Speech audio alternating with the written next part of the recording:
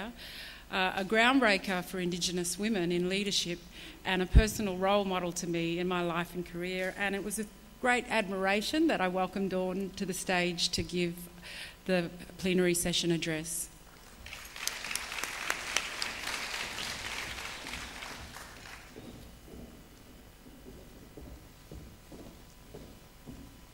Terry had to say that, otherwise her mother would have a go at her. First of all, I'd like to pay my respects to the elders past and present and traditional owners, the Larrakia people. It's just great, the work that Larrakia are doing around Darwin. I'd also like to thank the organisers for inviting me to this really exciting conference, and I'm just delighted to be here. It's been a great morning. I only arrived here last night. I'm here in my role as Chair of Indigenous Business Australia, which is a Commonwealth statutory authority established to assist Indigenous peoples' economic engagement through building assets, developing business and home ownership. IBA has a strong involvement with and a focus on tourism. Around a third of our investments are held in tourism and hospitality assets. Nearly 10% of small businesses we support through lending and business advice are in this sector as well. Amongst IBA's tourism assets are some iconic ones here in the Territory, including Gugudju Crocodile Hotel, Cooinda Lodge in the Kakadu National Park, and a relatively newcomer in Wildman Wilderness Lodge in Mary River National Park, and in North Queensland, Jubbagai Cultural Park, which celebrates its 25th anniversary this year. We have also recently entered into a joint venture with Jarwin to develop Cicada Lodge, a new luxury accommodation at Nitmaluk, and it's just had a fabulous opening. Overall, IBA has tourism and hospitality assets exceeding $70 million in value, employing more than 400 people, and around 80 of them, 1 in 5, are Indigenous. But for my sins, I'm also Chair of Indigenous Land Corporation, which is in itself is building a strong presence in Indigenous tourism, and you may have heard the Honourable Martin Ferguson announce a $1 million grant to assist with the development and implementation of the Indigenous Business Quality and Skills Project for National Training Academy at Yulara yesterday. In May last year, the Indigenous Land Corporation acquired Ayers Rock for some $300 million and created the subsidiary Voyages Indigenous Australia. And this is changing dramatically the Australian tourism landscape. ILC has set a target of 50%, or some 300 of the staff, to be Indigenous by 2018. Then there is also Mossman Gorge in Queensland with an investment of $20 million, and at a peak season will employ 70 Indigenous staff. These are just a few of the many Indigenous tourism offers throughout Australia currently, and demonstrate that there is no shortage of investments, even though I heard from some people this morning that they were unable to obtain funding, but nor there is a lack of engagement of Indigenous people in this sector. However, as has been recognised by the organisers of this conference, we are at the crossroads for Indigenous tourism. The decline in tourism, the high value of the Australian dollar, the fast-moving 21st century and the digital age, lack of interest of Indigenous culture by non-Indigenous Australians, and tied product offer in some areas requires us to really rethink our approaches. Now, you would have heard some of the things that I'm going to say. I'll try not to repeat throughout the conference, so forgive me. And also forgive me for our international visitors, because a lot of my talk focuses on Australia. But, just let me digress for a moment to take you back to see how far Indigenous tourism has come. I have to say it's in my background as a museum director. And my mother used to say to me when I was going through a hippie stage, you never forget where you come from, Dawn, when I was sleeping on mattresses and building my bookshelves out of bricks and timber, but you don't have to stay there. It's important to look back and reflect on the past to enable us to move forward.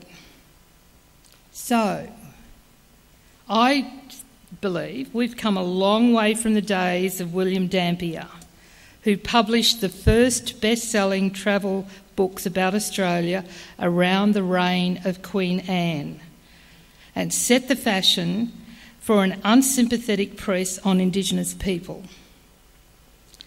And although many would argue, and still today, sorry to say, that Dampier presented an accurate anthropological observations about Aboriginal people from the Kimberley, tall, slender, slight-limbed, heavily boned eyebrows, eyes troubled by flies, his perceptions were clouded by his European values.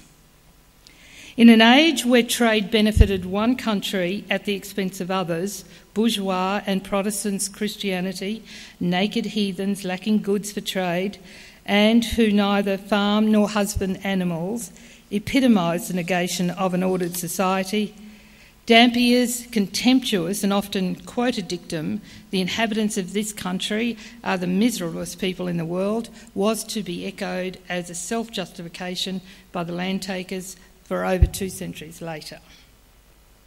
When Australia's first European colonisers arrived to settle, they were often fascinated by the Indigenous inhabitants. Governor Phillip was intrigued by the Eora people of Sydney Cove and took some interest in their customs.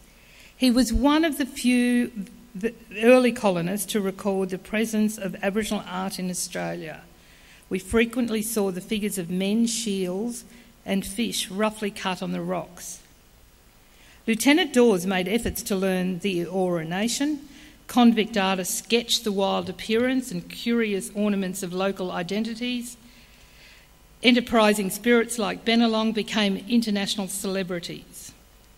As the years went by, Europeans found many more things to fascinate them about Aboriginal and Torres Strait Islander people: their profound understanding of the land and sea, their skill with tools and weapons, their spirituality, languages, kinship systems, and most recently their art. Did Europeans realise that they were encountering a complex, ancient, sophisticated and enduring culture with much to learn, to teach them? How many recognised the value of that culture and the tragedy of its threatened loss? The sad answer is not many. As is still the situation in some sections of the Australian community, Aboriginal culture was held in low esteem, that it was commonly asserted that Aboriginal people held no religious or spiritual beliefs. Such a climate of opinion was unlikely to comprehend the supreme importance of particular sacred sites and places to the psychological well-being of Aboriginal and Torres Strait Islander people.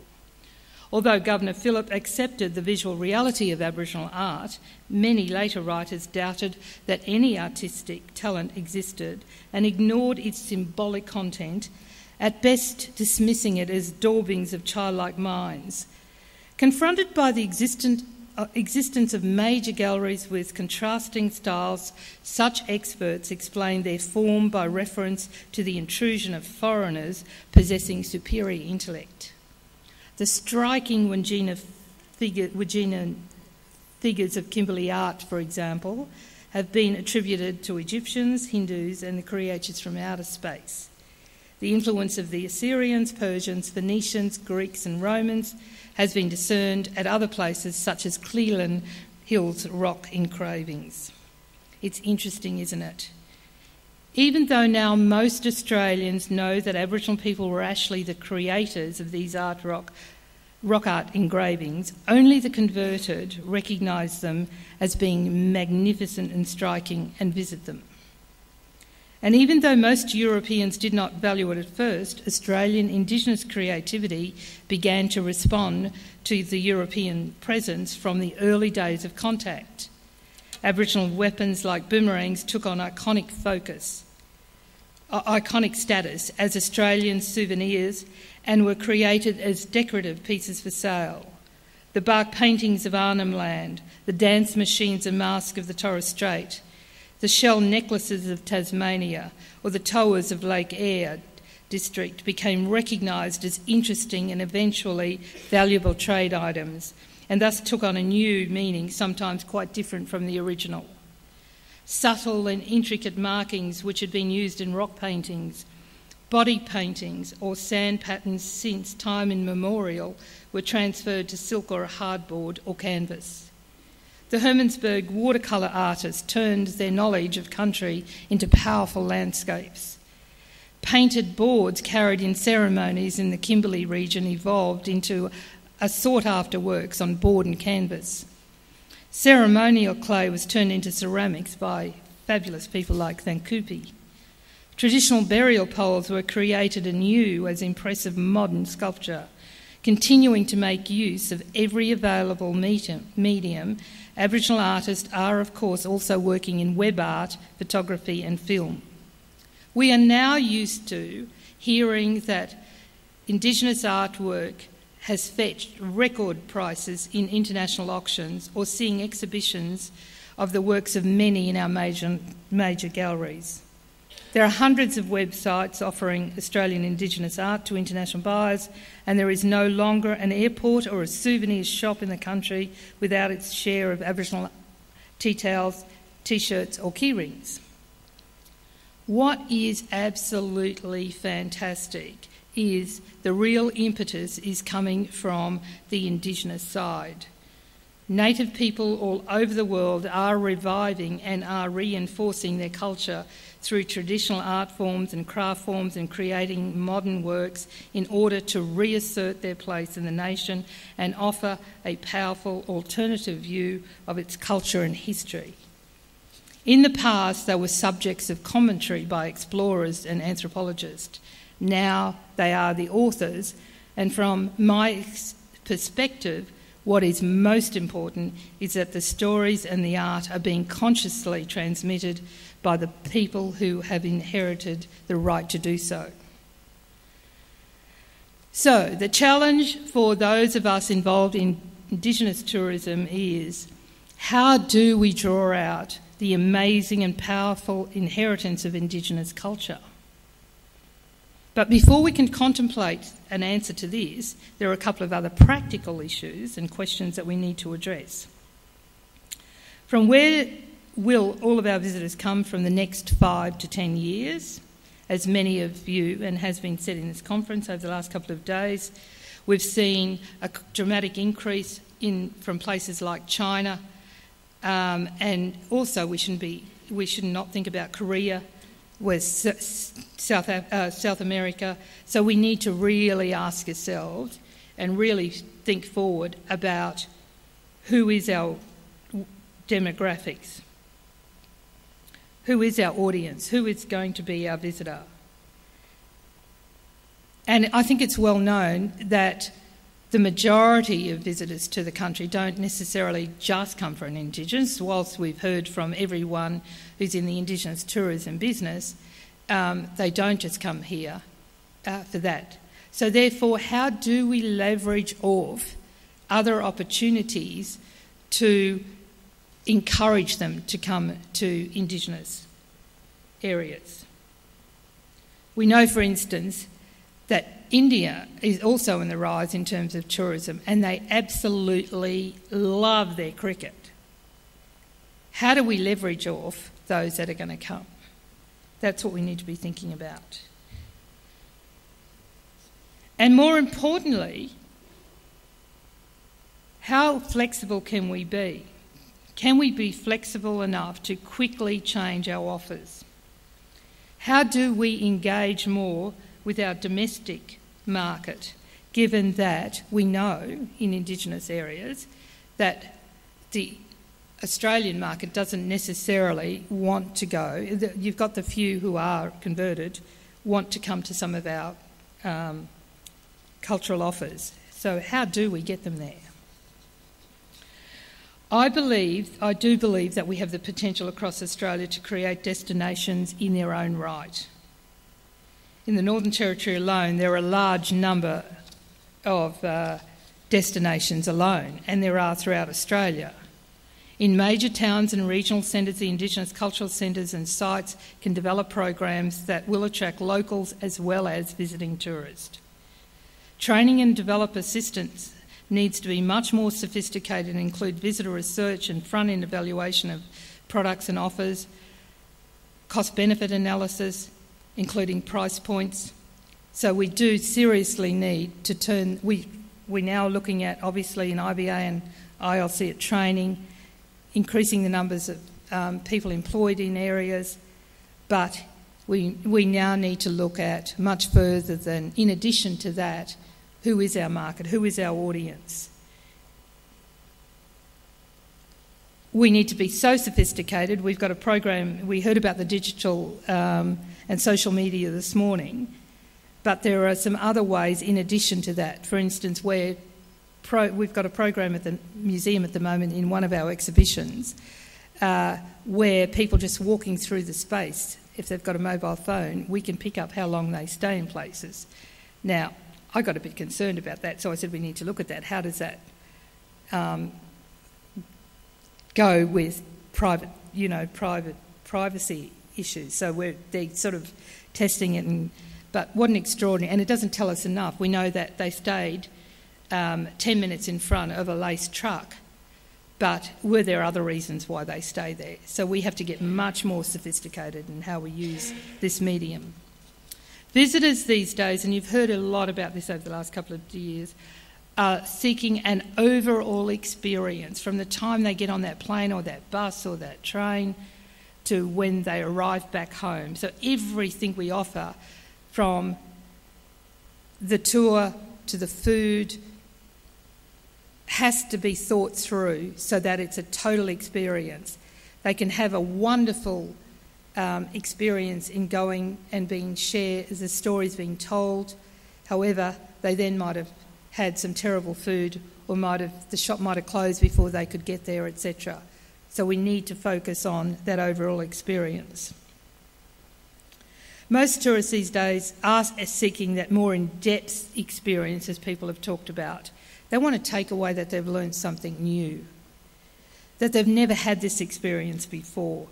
And that this may mean that, as we heard it earlier on as well, using a different, and different sorts of mediums to do that. For example, the Egyptians now use, for the pyramids, they light up, you can have a lighting experience at night. There's this fabulous bloke who's been travelling around Indigenous communities in Australia, his name is Craig Walsh, who creates digital experiences. For example, in the windows shops at night, he creates an aquarium so that you can see the fish swimming around. He can create, in trees, the birds that might be there at night. So what this does, the digital and social media does to enhance the storytelling and the culture, can be quite phenomenal while maintaining the integrity of the ownership and the inheritance and the traditions of the traditional owners and others. But we certainly need to explore these opportunities, and collectively it can be much more cost effective to do this. The audiences we need to look at, it's no longer can you look at, well, we're going to get this group from China, or we've got the grey nomads coming around Australia. We need to look at breaking that down even more. What are those grey nomads broken up into? Well, there are some people in there who are conservative, they don't like confrontationalist sort of films. There are others who want to hear that sort of background. There are children, families coming whose children really want some, digital experience or social media, or might want an interactive. So you need to start to break down even further who the audience is and who what their views are, and you can track that over time. And it does not mean that you lose the integrity of the culture and the traditions. It's just that, as I tried to paint for you, where we've come from, we Aboriginal people and Torres Strait Islanders have adapted and changed in a way on our terms, even though some people have appropriated some of our culture, but we have adapted, we have changed, but we still have retained our strong heritage. So we need to look at that and focus on that and accelerate it a bit. Most of all, people want a narrative. They want to hear that story. They want to hear where that dance came from. They want to know about the language. We need to recognise that we each have a responsibility not only to our own clan groups or our own area, but most visitors might only visit your particular space. Therefore, you represent all of the Indigenous people in the country. So we should treat ourselves and recognise each and every one of us that we're a gateway into and an insight into Australian Indigenous culture and heritage. We need to bear that in mind and be more mindful of sharing with each other and allowing each other. And a good example was this morning, whilst didgeridoos aren't played around Uluru, but some tourists will only come there, is that not allowable? I think we need to look at some of those issues and not be critical of each other for doing that. So it's important that they have that story and they want to hear some of the bad news and some of the bad and sad stories, as well as the really happy ones and celebrations of Aboriginal culture. So people do want to hear that story. They want to take away something that is new. They want to also recognise that there's something with each and every one of you that they themselves have experienced. So my ending is that most people are looking for a narrative. And for me, what better place can they find that wonderful narrative that goes back thousands and thousands and thousands of years than Indigenous Australia? Thank you.